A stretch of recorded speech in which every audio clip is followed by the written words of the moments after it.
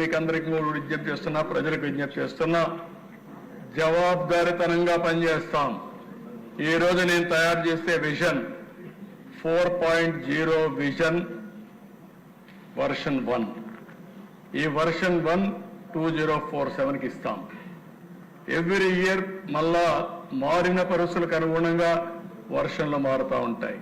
5 ఏళ్లలో 4.0 వస్తుంది, 4.1 వస్తుంది, 4.2 వస్తుంది, 4.3 వస్తుంది. 5 ఏళ్లకు 5 వస్తాయి.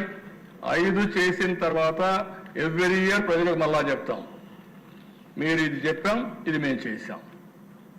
ఎక్కడన్నా చేయలేకపోతే ఎందుకు చేయలేం కూడా ఎక్స్ప్లెనేషన్ ఇస్తాం. మళ్ళీ అడుగుతాం మ్యాండేట్.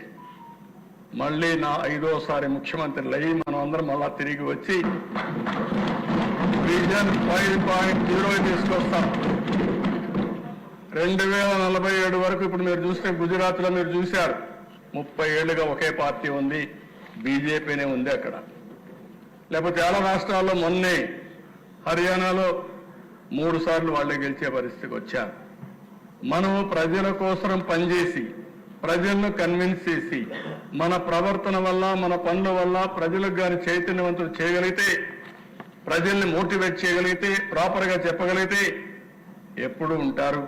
ఇప్పుడు నేను 9వసారి ఎమ్మెల్యే, 10వసారి కూడా అవుతాం. అంటే నేను ఎందుకు మాట చెప్తున్నానంటే అక్కడ వరుసగా ఓటేస్తున్నారు. ఇప్పుడు మొన్నటివరకు 8 సార్లు వేశారు, 9వసారి ఓటేస్తారు. ఓటేసిన ప్రజలకు మనం ఏం చేస్తున్నాం అనేది ఇంపార్టెంట్, మన ప్రవర్తన ఇంపార్టెంట్. వాళ్ళు మనల్ని ఆమోదించాలి, వాళ్ళ కోసం మనం పనిచేసిన నమ్మకాన్ని కలిగించాలి. వాళ్ళ జీవితాల్లో మార్పు తీసుకురాగలిగితే ప్రజలు మనతోనే ఉంటారు. అది చేయాలని మిమ్మల్ని కోరుకుంటూ ఆ దిశగా మీరందరూ ఆలోచించి ముందుకు వస్తారని చెప్పి మరొక్కసారి విజ్ఞప్తి చేస్తూ అందరికీ నమస్కారాలు. రాష్ట్ర ప్రజలందరికీ కోరుకుంటున్న దిశ మీ ద్వారా ఈ రోజు మేము ఇచ్చిన డాక్యుమెంట్ ఒక చరిత్ర. ఇక్కడ ఎమ్మెల్యేస్ మీ నియోజకవర్గంలో మీరేం చేస్తారో ఆలోచించండి. ప్రజలు కూడా 2047కి మీరు ఎక్కడుంటారో మీరు కూడా ఆలోచించండి. అన్ని విధాల మీకు చేయూతనివ్వడం, అందుబాటులో ఉండడం, అన్ని విధాల అభివృద్ధి చేయడం మా బాధ్యత.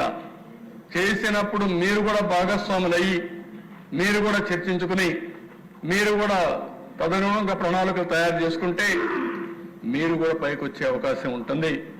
అది కూడా మీరు ఆలోచించండి. ఇంకా మనం డిస్కస్ చేద్దాం. ఈరోజు టైం తక్కువ ఉంది కాబట్టి నేను ఎక్కువ పోవడం లేదు. ఇంకా ప్రజలు కూడా చర్చిస్తాం. చర్చించి దీనికి ఒక దీర్ఘకాలంలో వాళ్ళందరి భవిష్యత్తుకి ఏం చేయాలో చేస్తామని చెప్పి కూడా తెలియజేసుకుంటూ ప్రజలందరూ కూడా ఒక విజన్ తయారు చేసుకోండి మీ కుటుంబానికి.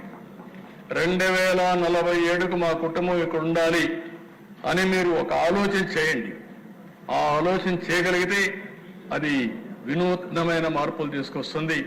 మీ కుటుంబం ఒక ముఖ చిత్రమే మార్చే పరిస్థితి వస్తుంది.